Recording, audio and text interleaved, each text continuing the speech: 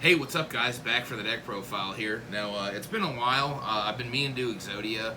I was actually going to play it at the last event at our OTS, and my boy Zach YGOPD, he played it. Shout out. A shout out. We played two different versions of this deck. I didn't play it, you guys. I played Thunder Dragon, as you guys saw, but he gave me more of an inspiration to actually play this deck again instead of just keeping it in a box and just getting around to it when I could.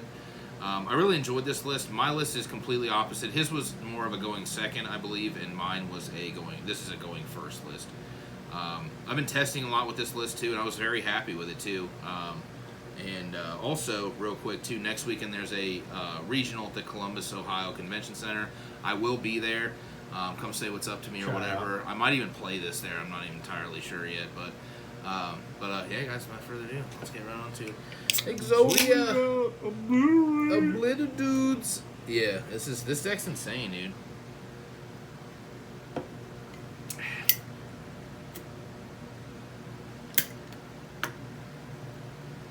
Also, shout out my Aunt Chris. They got me this Exodia hoodie like 2 years ago or something for Christmas.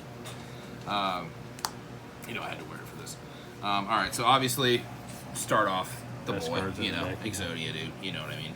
Larts, of course. Lart Italians. Shout out Bill Guns. Yeah, dude. Shout out Bill Guns Gaming. And then this is probably my favorite card in the deck, other than Exodia, of course. The Sengenjin.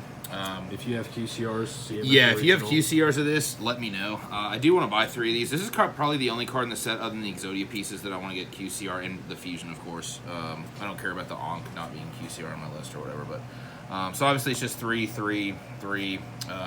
And then I'm actually playing the Maiden. Nobody plays this card. Best card. Yeah, I think this card's really good. Like, I was testing it as like kind of a joke, but it's really good going first.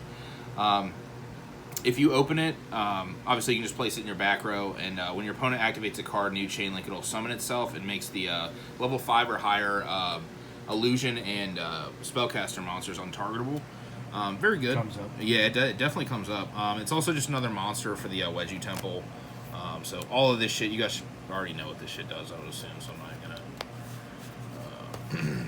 Alright, and then I am playing hand traps, obviously. I'm just playing 3 Ash and 3, this fucking gross card. Yeah, I mean, like, decks like this, like, honestly, like, this deck is very good, and you can play it as a going first or going second option, of course, but they should have given the cards a little more power level, so you kind of have to, like, crutch on cards like this, but, not really crutch, but if you draw it, you feel more comfortable, I guess. Then for the spells, the Called By, the One Pot, shout out my boy John. Terraforming, Set Rotation. Set Rotation was one of the more insane cards in this deck. So I'm only playing 2 Wedgie Temple, so it's 4 of those. And then we were playing this since I'm going first list. We were just playing the Village of the Spellcasters. Card is super gross. Me and my boy John have been testing this deck a lot this past week, and I really enjoyed it. It was to quote my boy YGOPD, dude, a lot better than I thought it was. And then obviously 3 Ankh. This card is just insane. And then I'm actually playing the spell and the trap. This one pops, the trap pops your opponent's whole board if you control the boy, Exodia, Fusion. And then you can banish the data Forbidden 1 card from your, I think it's graveyard or deck to your hand, whatever that doesn't even matter. And then this one is the, you just choose your Fusion. And it gives it the effect to blow up all the, pay half your life, blow up all the back row, and then equip 5 pieces of Exodia to it. And then it gains 2k per attack, and it has piercing.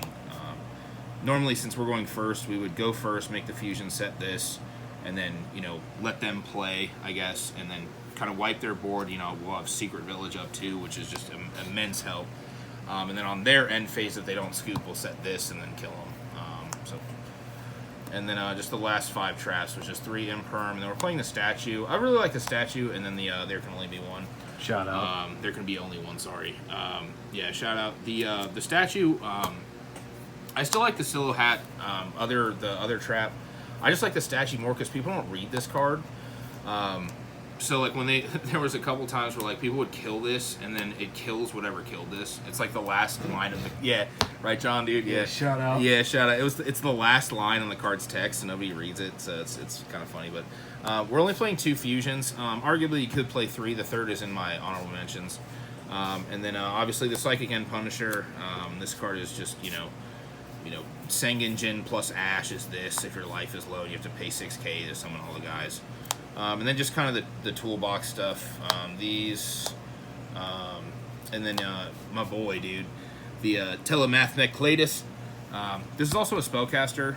It just gains counters for each card your opponent activates that isn't a spell, and then you can add a spellcaster from your deck. It does some other stuff too, can't be destroyed, but it's also here, for this. Now we're playing the Typhon, the Zeus. This whole extra deck is basically toolbox, so you can play it however you want. These are just the cards that came up the most. And I'm up for when you have to normal summon an Exodia piece. Yeah, it's a spellcaster, by the way. Obviously the Rabbit. This is pretty known, but normally when you go through the line, you summon the Millennium guys, make the Rabbit to set the trap, and then you'll play the Ankh, and it shuffles the Rabbit back in the deck, but you still have the trap to as a disrupt with the Exodia Obliterate card. And then obviously SP. The BLS card actually is very good. I don't think I've summoned this yet, but it's good. And then the Selene access code. This was very good. Yeah, spellcaster. You already know. And then just quick 3 honorable mentions. Just the other Exodia, the Heradic dude, and the Alcay. This card came up once, but I ended up cutting it for Ding because Ding ended up being more important. So in the long run. So yeah, guys. Also, I want to give a big shout out to my boy Grant too for bringing me this mat and the field spell when he won them, and he let me get them. So appreciate it, brother. And yeah, guys, I hope you enjoy this. I'll see you guys later. Cheers.